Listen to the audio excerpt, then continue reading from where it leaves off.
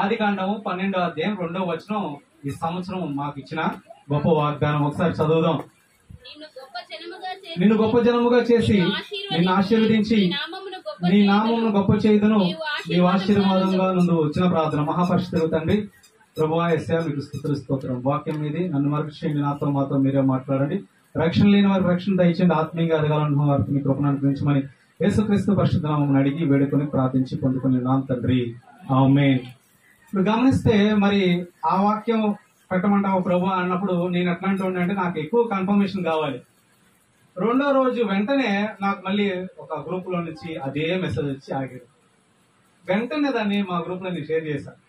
So God is speaking to us. దేవుడు మనతో మాట్లాడుతున్నాడు. నువ్వు అశ్రద్ధ చేసావేమో, కానీ దేవుడు నీ విషయంలో నా విషయంలో అశ్రద్ధ చేయడు. దాన్ని 2 సార్లు చెప్తాడు. ఫరోకి ఎన్నిసార్లు వచ్చింది కదా? 2 సార్లు వచ్చింది. అప్పుడు ఫరోకి యోసేపు అన్నాడు, రాజా ఇదిగో దేవుడు శీఘ్రముగా ఈ కార్యం చేయబోతున్నాడు అని చెప్పి యోసేపు అంటాడు. అదే విధంగా యోసేపుకి కూడా 2 సార్లు కన్ఫర్మ్ చేస్తాడు దేవుడు.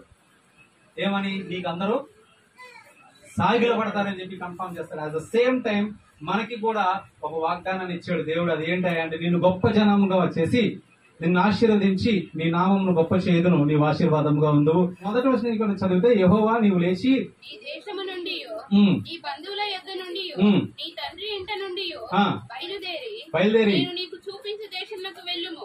నిన్ను గొప్ప జనముగా చేసి నిన్ను ఆశీర్వదించి నీ నామమును గొప్ప చేయుదును, నీవు ఆశీర్వాదముగా నుందువు. నిన్ను ఆశీర్వదించు వారిని ఆశీర్వదించదను, నిన్ను దూషించు వారిని శపించదను. భూమి యొక్క సమస్త వంశములను నీ యందు ఆశీర్వదింపబడినని అబ్రహాముతో అనగా యెహోవా అతనితో చెప్పిన ప్రకారము అబ్రహాము వెళ్ళాను, లోతు అతనితో కూడా వెళ్ళాడు. అబ్రహాము హారాను నుండి బయలుదేరినప్పుడు 75 ఏళ్ల ఈడు గలవాడు. అబ్రహాము తన భార్య అయిన శారాయిని, తన సహోదరుని కుమారుడైన లోతును హారానులో వారును అర్జించిన యావదాస్తిని సంపాదించిన సమస్తమైన వారిని తీసుకొని కానాను దేశంలోకి వెళ్ళుటకు బయలుదేరి కానాను దేశంలోకి వచ్చిరి. చాలమ్మా. ఇప్పుడు చూడండి, అబ్రహాముని దేవుడు ఏం చేశాడు? సెలెక్ట్ చేశాడు. ఎలాంటి పరిస్థితుల్లో సెలెక్ట్ చేశాడంటే, దేవుడు కార్యం చేయడానికి ఎవరు లేరు, మనిషి లేడు. అందరూ ఏమైపోయారంటే బాబేలు గోపురం కట్టుకొని ఏమైపోదాం అనుకున్నారంటే, ఉన్నతమైన పెద్దది ఒకటి కట్టుకొని అంత పైకి వెళ్ళిపోదాం, మనందరం కలిసి ఒక దగ్గరే జీవిద్దాం. ఇందాక కుమార్ గారు అన్నారు కదా, ఏమవ్వాలంటే మనం స్ప్లిట్ అవ్వాలి, విడిపోయి దేవుని కార్యాన్ని చేయాలి. దేవుని చిత్తం మీరు భూమిని నిందించి అభివృద్ధి చేసి ఫలించండి అంటే, వీళ్ళు ఏం చేశారయ్యా అంటే ఒక పెద్ద శకరం కట్టుకొని మనందరం ఒకసారి కలిసి గుమ్ము కూడా ఉందాం అన్నాడు దేవుడు. అంతే, దాన్ని చూశాడు, ఇది కరెక్ట్ కాదని చెప్పి మొత్తాన్ని చల్లాచెదరు చేసి అప్పుడు ఎవరిని పిలవాలనుకున్నాడంటే అబ్రహాముని పిలిచాడు. వై గాడ్ కాల్ అబ్రహాం అంటే ఏం చెప్తారు? అది ఆయన ఇష్టం. స్తోత్రం చెప్తారా? దేవుడు అబ్రహాముని ఎందుకు పిలిచాడు అంటే అది ఆయన ఇష్టం. ఆయనకి వేరే కారణాలు ఏం లేవు. ఆయన పిలవాలనుకున్నాడు, పిలిచాడు. అయితే ఎవరిని పిలుస్తాడు అంటే దేవుడు నీ భవిష్యత్తుని నా భవిష్యత్తుని చూస్తాడు. పలానాది నీకు పలానా టైంలో నీకు ఇస్తే నీవు ఆ పలానా టైంలో నువ్వు ఎలాగుంటావో నువ్వు ఆ టైంకి వెళ్ళక ముందే ఈయన వెళ్ళిపోయి అక్కడికి చూస్తాడు. అర్థమైందా? ఫర్ ఎగ్జాంపుల్ నీకు ఏదో ఒకటి అడిగా ఆశీర్వాదం ఇచ్చాడు, అది ఇచ్చిన తర్వాత నువ్వు ఎట్లా ఉంటావు అనేది నీకు తెలీదు, ఈయనకి తెలుసు. ఈయన ఏం చేస్తాడంటే ఇచ్చిన తర్వాత ఎలా ఉంటావు అని చెప్పి అక్కడికి వెళ్తాడు. ఎక్కడికి? నీ ఫ్యూచర్ లోకి వెళ్తాడు. మన దేవుడు ఏమై ఉన్నాడు? మొత్తం చెప్పండి. మొత్తం 3 కాలాల్లో కూడా ఆయన ఉన్నాడు. చూస్తాడు. చూసి నీలో తేడాలు కనిపించినాయి అనుకో, నాలో ఎవరైనా సరే దేవుడికి ఆలీలని లేదు, నువ్వు తేడాగా అయిపోతావు, తేడాగా మారిపోతావు అని ఆయన కనబడిందా, he will not call you. అబ్రహాములో దేవుడు ఏం చూశాడు అంటే అదే చూశాడు. అయితే అబ్రహాంలో కొన్ని క్వాలిటీస్ ఉన్నాయి, బెస్ట్ క్వాలిటీస్. అబ్రహాం ఏం చేశాడు అంటే దేవుణ్ణి ప్రేమించాడు. ఎంతమంది దేవుణ్ణి ప్రేమిస్తున్నారు ఇక్కడ? దేవునికి స్తోత్రం కలుగునుగాక. మీరు దేవుణ్ణి ప్రేమిస్తే ఏం చేయాలో తెలుసా? మనం ప్రేమిస్తున్నాం అంటాం, కానీ ప్రేమించిన తర్వాత ఏం చేయాలో ఎవరు ఆలోచించారు? అబ్రహాము దేవుణ్ణి ప్రేమించి ఏం చేశాడంటే ఆయనకి సత్యం కావాలి. ఏం కావాలి? సత్యం కావాలి. సత్యం కావాలి కాబట్టి ఆయన సత్యాన్ని ఏం చేశాడు అంటే వెతకడం స్టార్ట్ చేశాడు. ఏమంటే ఈ రోజు మూడు హైలీ ఇంపార్టెంట్ రిలీజియన్స్ కి మూల పురుషుడైన అబ్రహాం అనగా జ్యూస్, ముస్లిమ్స్, క్రిస్టియన్స్, ఈ ముగ్గురికి కూడా ఆధారభూతుడైన వాడు ఎవరు? అబ్రహాము. ఈ అబ్రహాంకు నాకు పిరిదేంటి అంటే చాలా ఉన్నాయి ఆయనకి. ప్రవక్తని, సేవకుడని, స్నేహితుడని చాలా పేర్లు ఉన్నాయి ఆయనకి. అయితే ఆ చాలా పేర్లు ఆయనకుంటే ఇంకొక పేరు ఉంది ఆయనకి, విశ్వాసులకు తండ్రి. విశ్వాసులకు తండ్రి అయిన ఆయన ఈయన ఏమై ఉన్నాడయ్యా అంటే విగ్రహారాధికుడై ఉన్నాడు. నమ్ముతారా ఎవరైనా? దేవుడు అబ్రహాంని పిలవడానికి కారణం ఏంటయ్యా అంటే మనం ఎవరం కూడా దేవుడిని ఎరిగిన వాళ్ళం కాదు. దేవుడే మనల్ని ముందుగా ప్రేమించాడు. అయితే అబ్రహాము విగ్రహారాధికుడు అని మనం చూస్తే గూగుల్లో కనుక నువ్వు టైప్ చేస్తే Abraham and the idol shop అని ఒకటి వస్తుంది. దాని మీద కనుక నువ్వు క్లిక్ చేస్తే వాళ్ళ నాన్నగారు తెరాహు ఆయన అనేక రకమైన విగ్రహాలను చేసి దేవుళ్ళుగా చేసి ఒక షాప్ పెట్టి షాప్ లో విగ్రహాలని అమ్మకాలు చేస్తున్నాడు. ఆ టైంలో అబ్రహాముకి దేవుడు అంటే పిచ్చి. కనపడిన దాని మీద పడేవాడు, వెళ్ళి కనపడిన దాని మీద పడేవాడు, మాట్లాడేవాడు. వాళ్ళు ఎవరు మాట్లాడలేవారు కాదు. వాళ్ళు మాట్లాడలేదు. Even if it is Jesus Christ idol also. అర్థమైందా? ఆ బొమ్మలు కంటున్నారండి కాదు, యేసు ప్రభు బొమ్మ అయినా సరే మాట్లాడదు. కళ్ళుండి చూడలేదు మనోళ్ళు. మరి వాళ్ళు ఏమవుతారో మరి అది దేవుడికి తెలియాలి. అయితే ఇక్కడ అబ్రహామును వదిలిపెట్టి షాప్ నుంచి బయటికి వెళ్ళాడు. ఈ లోపు ఒక ఆమె వచ్చింది, కొంత ఫుడ్ తీసుకొచ్చింది, ప్రసాదం తీసుకొచ్చింది, పెట్టింది. దేవుడిని పెట్టానండి. ఈయన కోపం వచ్చింది, తీసుకొచ్చి పెట్టి పెద్ద కర్ర తీసుకొని చిన్న బొమ్మలన్నింటిని పాల్గొట్టేసి పెద్ద కర్ర తీసుకెళ్లి పెద్ద బొమ్మ చేతిలో పెట్టాడు. పెట్టి వాళ్ళ నాన్న రాగానే మొత్తం షాప్ అంతా బద్దలైపోయింది. ఏంట్రా ఏంటిది అన్నాడు. అంటే ప్రసాదం అదే ఫుడ్ తీసుకొస్తే ఈ పెద్ద దేవుడు లేచి ఈ చిన్న బొమ్మలన్నిటినీ దేవుళ్ళందరినీ కొట్టేసి పాల్గొట్టాడు అన్న. అప్పుడు తెరాహు అన్నాడు, వాళ్ళ నాన్నగారు అంటున్నాడు, ఇచ్చెక్కిందా నీకేమన్నా, మైండ్ పోయిందా? బొమ్మలు కొట్టడం ఏంటి, నాకేమన్నా కహానీలు చెప్తున్నావా అన్నట్టుగా అరిచాడు. అప్పుడు అబ్రహాం అన్నాడు, మరి ఇంతకాలము నీవు దేనిని ఆరాధిస్తున్నావు? నువ్వు ఆరాధించేది కాక నన్ను కూడా ఆరాధన చేయమన్నా. ఈ రోజు మీరు నిజంగా ప్రేమిస్తున్నారు కదా దేవుణ్ణి. ప్రేమిస్తే ఈ రోజు నువ్వు యేసు ప్రభు దగ్గరికి వెళ్ళి ప్రార్థన చేస్తున్నావు కదా, ఆ యేసు ప్రభు అసలు దేవుడేనా అని ఎప్పుడైనా నువ్వు ఆలోచించావా? ఎందుకు వస్తున్నావు ఆ చర్చ్ కంటే మా నాన్న తీసుకొస్తున్నాడు, మా అమ్మ తీసుకొస్తుంది, మా తాత తీసుకొస్తున్నాడు కాదు. అట్లా ఉన్న వాళ్ళు ఎవరు క్రిస్టియన్స్ అవ్వరు, అవ్వలేరు. నేను అన్నిల గురించి మాట్లాడలేదమ్మా, ఓన్లీ మన వాళ్ళ పరిస్థితి ఏమైందో నాకు అర్థం కావట్లేదు. వాళ్ళు ఎందుకు తెలుసుకోలేకపోతున్నారంటే వాళ్ళు వాక్యం చదవరు. ఎవరు చెప్పారా నీకు దీన్ని మొక్కు నీకు ఎవరు చెప్పారా అంటే మా నాన్న చెప్పాడండి అంటాడు. వీడి బుద్ధి ఏమైంది? మా అమ్మ చెప్పింది అంటాడు, మా తాత చెప్పాడంటాడు, మా ముత్తాత చెప్పాడంటాడు. మరి నువ్వు ఎప్పుడు తెలుసుకుంటావు దేవుడిని? వాక్యం ఏమంటుందంటే రుచి చూచి ఎవరిని? యెహోవాని రుచి చూచి తెలుసుకోండి అని అంటాడు. ఇప్పుడు ఈయన ప్రేమించి ఏం చేశాడంటే వాటన్నింటి కొట్టేయగానే ఈయన తీసుకొని ఎక్కడికి వెళ్ళాడంటే ఒక దగ్గరికి వెళ్ళిపోయాడు. నిమ్రోద్ అనే ఒక దగ్గర తీసుకెళ్తే అక్కడ మంటని ఆరాధించు అంటాడు నిమ్రోద్. ఎవరిని? అబ్రహాంని. అప్పుడు అబ్రహాం అంటాడు, ఏమంటాడంటే అది వాటర్ పోస్తే ఏమైందంట? ఆరిపోయిందంట. అప్పుడు ఆయన అంటాడు, అయితే వాటర్ని ఆరాధించు అంటాడు. అప్పుడు ఆయన అంటాడు, ఆ వాటర్ ఏమైందంట? ఆ వాటర్ మబ్బులుగా మారిపోద్దంట. అయిపోద్దంట. దాని తర్వాత ఆయన అంటాడు, అయితే మబ్బులు వద్దులే కానీ ఇప్పుడు నువ్వు ఏం చేస్తావా అంటే ఈ వాటర్ వద్దు కానీ మబ్బులు ఆరాధించండి. మబ్బులు ఆరాధించంటే మబ్బులు మరి గాలికి కొట్టుకుపోతున్నాయిగా అంటాడు. అట్లాగా చూస్తే అబ్రహాం అడిగే ప్రశ్నలకి సమాధానం లేదు. తెరాహు దగ్గర అనగా నాన్నగారి దగ్గర సమాధానం లేదు. బైబిల్ కూడా చెప్తుంది అబ్రహాము విగ్రహారాధికుడు. యెహోషువ 24:2 యెహోషువ 24:2 చదువుతారా?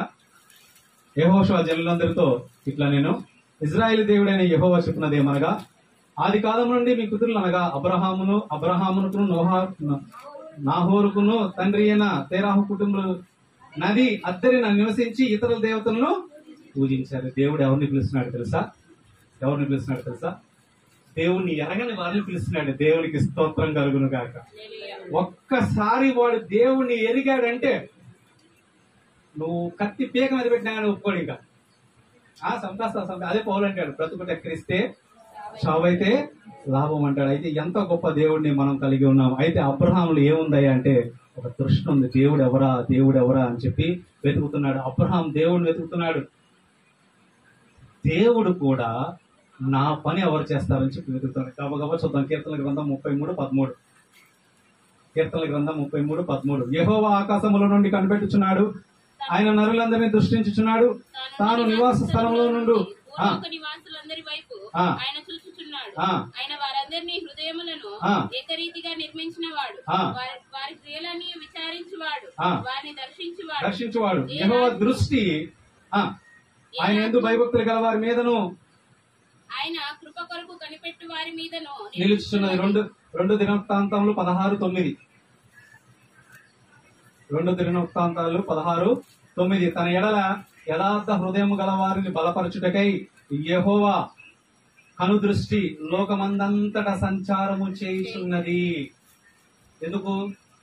ఎందుకండి ఇంకొక మాట చూద్దాం. దేవుడు ఏం చేస్తున్నాడంట? వెతుకుతున్నాడు. అబ్రహాము లాంటి వాళ్ళు ఎవరైనా దొరుకుతారా అని వెతుకుతున్నాడు. అబ్రహాము ఏమో ఎవరిని ఎత్తుకుతున్నాడు? దేవుడిని ఎత్తుకుతున్నాడు. ఇప్పుడు దేవుడు ఎవరిని ఎత్తుకుతున్నాడు? ఇక్కడ ఏముంది? హౌ సౌండ్ విల్ కమ్ అంటే ఉత్తి చేత గాలి ఎక్కకంటే హోదో ఆ దేవుడు చూసుకుంటాడు. ఏంటి పుట్టించిన వాడు చూసుకోవడానికి నువ్వు వెళ్తే కదా ఆయన చూస్తాను, నువ్వు ఎదిగితే కదా ఆయనకి దొరకడానికి. అందుకే ఒక మాట ఉండదు, వెతుకుడి ఏమవుతుందంట? వెతుకుడి మీకు దొరుకును. వెతకాలి. మా అమ్మ చెప్పింది, మా నాన్న చెప్పాడు, మా తాత చెప్పాడు, మా ముత్తాత చెప్పాడు కాదు. నువ్వు గనక వెళ్ళి ఎవరికైనా దండం పెడుతున్నావు అంటే అతడికి ఆ అర్హత ఉందా లేదా అని నువ్వు తెలుసుకోవాలి. ఒకవేళ ఉంది అంటే డామ్ షూర్ నువ్వు పెట్టేసే. లేదు అంటే నువ్వు వెళ్ళిపోతున్నావు. అందుకే మేము తెలిసిన దానిని ఆరాధిస్తున్నావు, మీరు తెలియని దానిని ఆరాధిస్తున్నారు అన్నారు. అయితే ఈ అబ్రహాము ఏంటయ్యా అంటే అబ్రహాము కూడా మనలాంటి ఒక మనిషే కదండి. అబ్రహాము మనలాంటి ఒక మనిషే. అయితే అబ్రహాము దేవుడి పిలవగానే వెళ్ళిపోయాడు అనుకుంటాం మనం. వెళ్ళిపోయాడు అబ్రహాము. మొట్టమొదటి మాటకి అబ్రహాం ఏమయ్యాడు? లోబడిపోయాడు. లోబడిపోయిన అబ్రహాము 11:31 చూస్తే, ఆదికాండం 11:31 చదివితే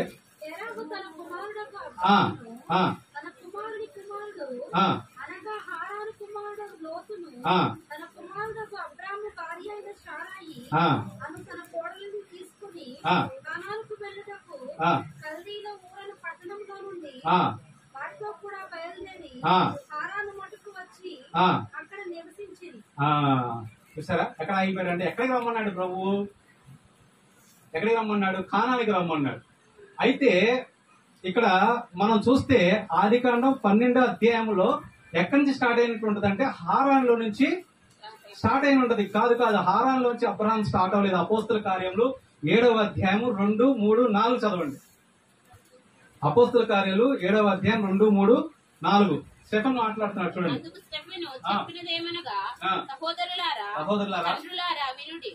మన పితరుడైన అబ్రహాము హారానులో కాపురముండక మునుపు మెసొపొతామియా ఉన్నప్పుడు మహిమ గల దేవుడు అతనికి ప్రత్యక్షమై, ఎప్పుడంట 12వ అధ్యాయంలో ప్రత్యక్షమైంది కాదు, 12వ అధ్యాయంలో పిలిచింది కాదు, 11వ అధ్యాయం చివరి వచనాల్లో అబ్రహాము నీ దేవుడు పిలిచాడు. ఆ తర్వాత చదవమ్మా ఏమన్నాడు చూడండి. నీవు నీ దేశమును నీ స్వజనములను విడిచి బయలుదేరి నేను నీకు చూపించబో దేశంలోకి రమ్మని అతనితో చెప్పగా అప్పుడు అతడు కల్దీయుల దేశమును నిలిచి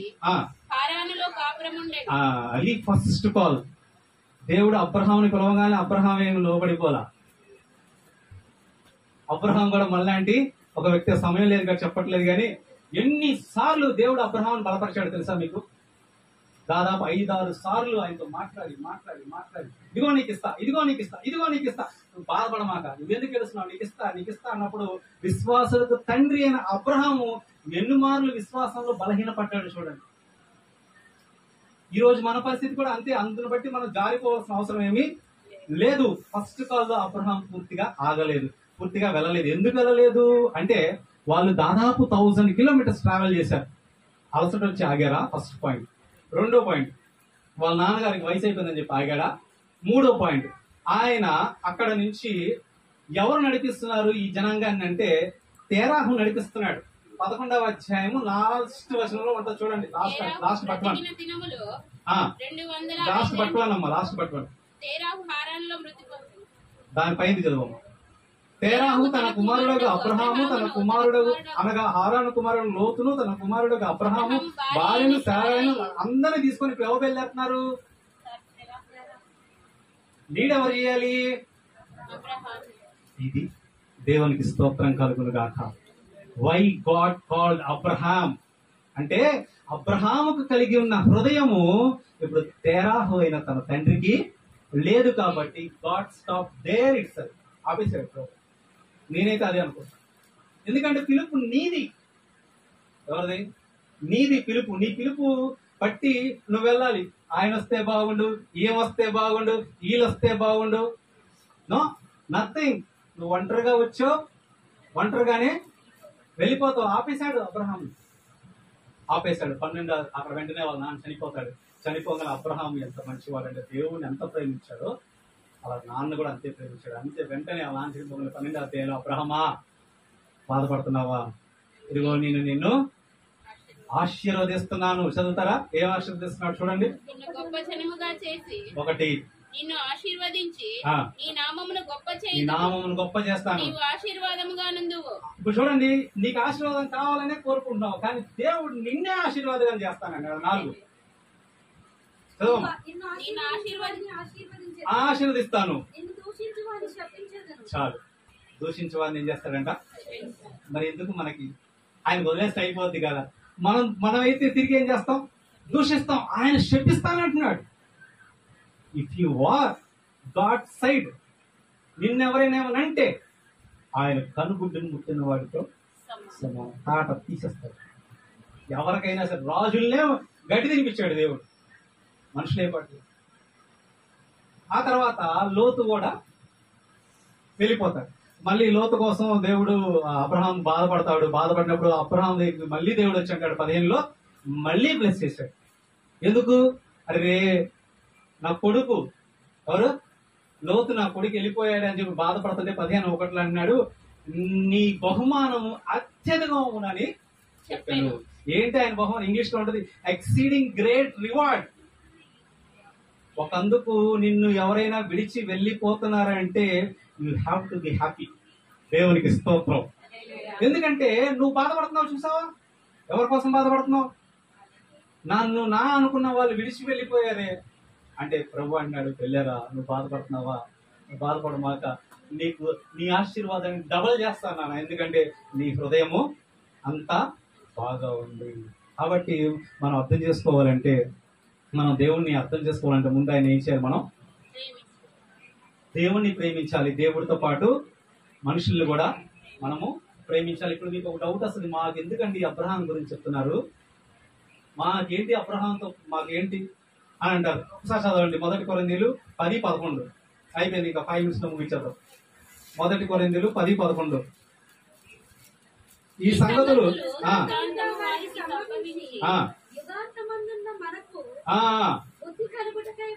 అది ఎందుకు అబ్రహాం అంటే నీకు బుద్ధి కావాలి.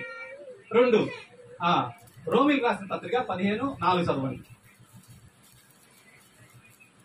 రోమీయులకు 15:4 ఇంక ముగించేద్దాం. నేను ఇంకెక్కువసేపు కూడా కూర్చోలేదు. ఓర్పు వలనను ఆదరణ వలనను మనకు నిరీక్షణ కలుగుటకై పూర్వమందు వ్రాయబడినవన్నీ మనకు బోధ కలుగు నిమిత్తము వ్రాయబడి ఉన్నవి. మనకు ఏం కలగాలంట? బుద్ధి, బోధ. పాత నిబంధన లేదు, పాత నిబంధన అవసరం లేదు అన్నోళ్ళకి దేవుడు మాట్లాడుతున్నాడు. పాత నిబంధన ఎందుకు? నీకు బుద్ధి, 2 బోధ కలగాలి. కాబట్టి నువ్వు ఈ రోజుకి కూడా ఎవరిని తెలుసుకోవాలంటే అబ్రహాంని తెలుసుకోవాలి. అసలు బైబిల్ గ్రంథంలో పేరు రాయబడింది అంటే అసలు అది ఎంత గొప్పతనం. అయితే మరి అబ్రహాముకి కదా ఇచ్చింది ఆశీర్వాదం, మరి మనకిచ్చాడా?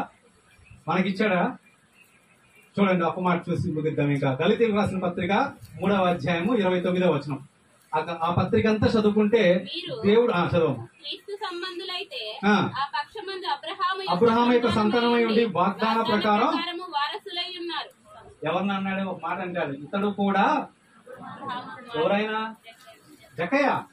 అట్లాగే మనందరం కూడా అబ్రహాము సంతానమే.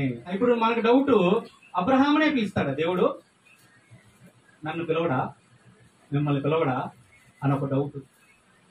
చూడండి, హెబ్రీయులకు రాసిన పత్రిక 3వ అధ్యాయము 1వ వచనం. పరలోక సంబంధమైన పిలుపు సహోదరులారా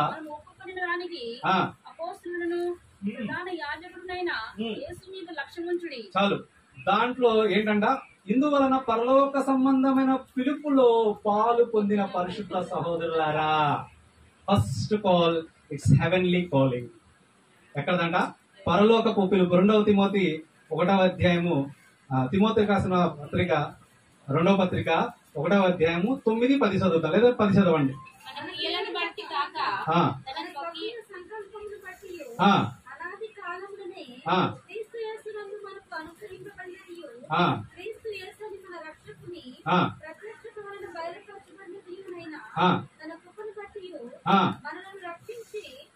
పరిశుద్ధమైన పిలుపుతో ఆయన మనలను పిలిచినది. నేను పాత నిబంధన చెప్పట్లేదమ్మా, కొత్త నిబంధన చెప్తున్నా. It's a holy call. First ఏమో హెవెన్లీ కాల్, సెకండ్ ఏమో హోలీ కాల్. ఇది ఎవరికి? అందరికీ. నువ్వు అబ్రహాము లాగా కనుక నిజంగా నీ హృదయం దేవుడి వైపు ఆనుకొని ఉంటే నువ్వు సత్యాన్ని వెతుకుతావు. సత్యాన్ని వెతికినప్పుడు దేవుడు ఎవరు అన్నప్పుడు ఇదిగో ఈ తీర్పు నీకు ఎదురవుతుంది. 3వదిగా ఫిలిప్పీయులకు రాసిన పత్రిక 3వ అధ్యాయం 14వ వచనం. ఫిలిప్పీయులకు రాసిన పత్రిక 3వ అధ్యాయం 14. దేవుని ఉన్నతమైన పిలుపు, హైలీ కాలింగ్. దేవునికి స్తోత్రం కలుగును గాక. Heavenly calling, holy calling, highly calling. ఏం పిలుపు తెలుగులో అయితే? పరలోకమైన పిలుపు, పరిశుద్ధమైన పిలుపు, ఉన్నతమైన పిలుపు. 4వదిగా 1 పేతురు రాసిన 1వ పత్రిక 2వ అధ్యాయం 9వ వచనం. చాలా స్పీడ్గా తీస్తున్నారు. మీ అందరికి వందనాలు. 1 పేతురు 2:9 పేతురు రాసిన 1వ పత్రిక. ఆశ్చర్యకరమైన మార్వెలస్ కాలింగ్. ఆశ్చర్యకరం అంటే మార్వెలస్ కాలింగ్, హెవెన్లీ కాలింగ్, తర్వాత హోలీ కాలింగ్, తర్వాత హైలీ కాలింగ్, తర్వాత మార్వెలస్ కాలింగ్. ఎంత గొప్ప దేవుడు కాదు. సో ఇప్పుడు నిన్ను ఇలా పిలవాలంటే నువ్వేం చేయాలి? ఎవరిని పిలుస్తాడు అంటే అందరిని పిలుస్తాడు. కానీ ఎంతమందిని ఏర్పాటు చేస్తాడు? కొంతమందిని ఏర్పాటు చేస్తాడు. వాళ్ళు ఎవరయ్యా అంటే రోమిలికి రాసిన పత్రిక 8వ అధ్యాయం 28వ వచనం. రోమిలికి రాసిన పత్రిక 8:28. దేవుని ప్రేమించు వారికి అనగా ఆయన సంకల్పం చొప్పున పిలువబడి. Purpose of calling. ఎన్ని కాలింగ్స్ చెప్పాను సార్? Purpose of calling. ఎవరికి ఈ కాల్స్ అన్ని కూడా అంటే ఎవరికంటే ఎవరైతే దేవుణ్ణి ప్రేమిస్తున్నారో వారికండి ఇవన్నీ. ఆదివారం క్రైస్తవులు ఉంటారు, అకేషనల్ క్రైస్తవులు ఉంటారు, తర్వాత ఫెస్టివల్ క్రైస్తవులు ఉంటారు, తర్వాత ఇయర్లీ క్రైస్తవులు ఉంటారు. బట్ క్రిస్టియన్ అంటే క్రీస్తుని కలిగి, క్రీస్తుతో, క్రీస్తుకై, క్రీస్తుల్లో బ్రతికే వాడే నిజమైన క్రైస్తవుడు. ఎంత గొప్ప కాలింగ్ ఉందో చూడండి. అబ్రహామును ఒక్కనే దేవుడు పిలవలేదు, అందరినీ పిలిచాడు. నాకు డౌట్ వచ్చింది, అబ్రహాంతో ఆగిపోతే, ఆదాంతో నువ్వు ఆగిపోతే బాగుండేది కదా ప్రభా అంటే, ఆయన అంటాడు నువ్వు కూడా ఏంటి, నువ్వు కూడా నాకు కావాలి. కొంతమంది కుక్కలు పెంచుకుంటారు, వాళ్ళు ఒక్కడు పెంచుకోరు, 2 పెంచుకోరు, 10 పెంచుకుంటారు. ఎందుకు అంటే నాకు కావాలంటాడు. కొంతమంది పప్పలు కొనుక్కుంటారు, ఎక్కువ కొనుక్కుంటారు. కొంతమంది ఇంకోటి ఎక్కువ చేస్తారు. ఎందుకు రా అడగండి.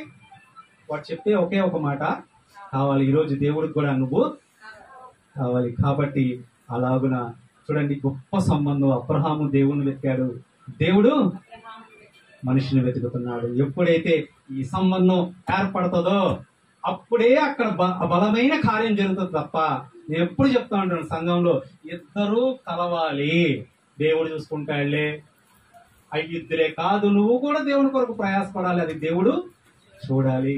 అదే ఇంకొక మాట ఉంటది, ప్రభు యేసుక్రీస్తు వారు పరలోకం నుంచి వస్తూ ఉంటాడు, మనం వచ్చి తీసుకెళ్తాడు అనుకుంటామా? మనం ఏం చేస్తాం? చదువుదాం, అదొక్కటి చదువు. మొదటి తెస్సలోనికి రాసిన మొదటి పత్రిక 4వ అధ్యాయం 16, 17. ఆ బంధం ఎలాంటి బంధం చూడండి. 17వ వచనం చదవమ్మా. 16, 17.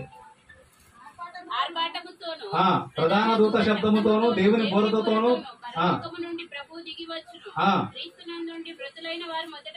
లేతురు వారితో కూడా ఏకముగా ప్రభువును ఎదుర్కొనుటకు ఆకాశ మండలమునకు మేఘముల మీద కొనుకో. చూడండి, గమనించారా? చాలమ్మా, గమనించారా? నువ్వు నిద్రపోకూడదు. నీ మైండ్ లో ఏముండాలంటే దేవుని కొరకు కలపాల్సిన ధ్యానం నీకు జరుగుతూ ఉండాలి. కీర్తన 1వ అధ్యాయం అదే. నువ్వు ఆ దృష్టితో కలిగి ఉంటే దేవుడిని ఎక్కడన్నా పట్టుకుంటాడు. ఆయన చెప్పా కృపారావు గారికి, అన్నా ఏంటన్నా నాకు గుర్తేంటి అన్నాడు. నేను ఒకటే మాట చెప్పా, నువ్వు దేవుని దృష్టిలో దేవుని ఏర్పాట్లో ఉంటే ఎక్కడున్నా నీకు మార్గాలు అలాగా తెలుసుకుంటూ వస్తాయని చెప్పా. దేవునికి స్తోత్రం కలుగుతున్నాడు. వచ్చిన లేవా అడగండి ఆయన. అంతే, దేవుని ఏర్పాట్లో మనందరం కూడా ఉన్నాం. ఈరోజు నువ్వు ఎవరిని ఆరాధిస్తున్నావు, ఎవరికి దండం పెడుతున్నావు, అవి నీతో మాట్లాడి నీతో సాహసం చేయగలిగిన వాళ్ళ ప్రభు యేసుక్రీస్తు వారు మాట్లాడుతున్నారు కాబట్టి వీళ్ళందరూ కూడా వస్తున్నారు. అప్పుడంటే అబ్రహాంతో మాట్లాడాడండి, మాతో ఎట్లా మాట్లాడతాడండి? ఇదిగో అబ్రహాంతో అప్పుడప్పుడే మాట్లాడాడు. ఎప్పుడెప్పుడు? అప్పుడప్పుడే మాట్లాడాడు. కొన్ని సంవత్సరాలు ఆ మాట్లాడకుండా వదిలేశాడు. ఒకటి గుర్తుపెట్టుకోండి, దేవుడు రోజు మీతో మాట్లాడతాడు, వాక్యాన్ని గనక చదవగలిగితే. అయితే ప్రేమ లేకపోతే మనం ఏమి చేయలేం. పౌలు అంటాడు కదా, ఏమంటాడంటే ప్రేమ లేకపోతే ఏంటంట, ఆయన మాట అంటాడు, చాలా బాగుంటది. ప్రేమ లేకపోతే నేను కంచును గనగనలాడు తాళమై ఉందని అంటాడు. ప్రేమ లేని వాడిని అయితే నేను వ్యర్థుడిని అంటాడు. ప్రేమ లేని వాడిని అయితే నాకు ప్రయోజనం ఏమీ లేదు అంటాడు. కాబట్టి ప్రేమ దేవుణ్ణి ప్రేమించాలి, మనుషుల్ని కూడా మనం ప్రేమించాలి. మనం ఎట్లాంటి పరిస్థితిలో ఉన్నామో మనం గుర్తించాలి. అసలు ఈ రోజు నువ్వు దేవుడికి దగ్గర అయ్యావా? దేవుడు అసలు నీతో మాట్లాడా? వెళ్తున్నావరా అంటే ఇదిగో మా ఆయన రమ్మన్నాడు, మా ఆవిడ రమ్మంది. అందుకే దేవుడు కూడా అన్నాడు, నేను అబ్రహాము దేవుడును, యాకోబు దేవుడును, ఇస్సాకు దేవుడును అన్నాడు. ఎందుకు వీళ్ళు ఆయనతో ఉన్నారు. మరి నీ పేరు వచ్చిందా? ఎందుకు నువ్వేమన్నావు అంటే మా నాన్న దేవుడు, మా అమ్మ దేవుడు అని కాదు. ఈరోజు మధ్యాహ్న కాల సమయంలో నువ్వు నిజంగా దేవుని ఎరగాలి, నిజంగా నువ్వు దేవుని గుర్తుపట్టాలి, నిజమైన ప్రేమ కలిగి ఉండాలి. ప్రేమే ప్రభు యేసుక్రీస్తు వారు ఈ లోకాన్ని గెలిచాడంటే కేవలం ప్రేమతోనే గెలిచాడు అమ్మా. ఇంకో దేంతో గెలవలేదు ఆయన. పెద్ద యుద్ధాలు ఏం చేయాల. ఇంకో విషయం తెలుసా, ఈ అబ్రహాము పిలిచిన ఆశీర్వాదం అంటున్నారు కదా. అబ్రహాం ఈ భూమి మీద ఏం సంపాదించుకున్నాడు తెలుసా? ఎవరికైనా చెప్తారా? సమాధి సంపాదించుకున్నాడు వాళ్ళ ఆవిడ కోసం, ఆయన కోసం. ఆయన ఆశ ఎక్కడో తెలుసా?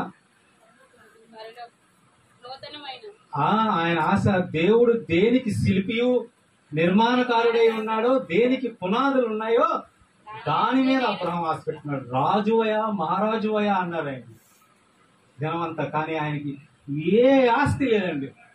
నమ్మండి, దేవుని కొరకు ఏర్పాటు చేయబడిన వాడికి అసలు ఏ ఆశ ఉండదు. చచ్చిపోతాడు. కానీ అందుకే పౌలు అంటాడు, బ్రతుకుట క్రీస్తే, చావైతే లాభం. ఇక మీద బ్రతికేది నేను కాదు, నాలో ఉన్న క్రీస్తే బ్రతుకుతాడండి. కాబట్టి ఒక్కసారి ఆలోచించండి, ఒక్కసారి జ్ఞాపకం చేసుకోండి.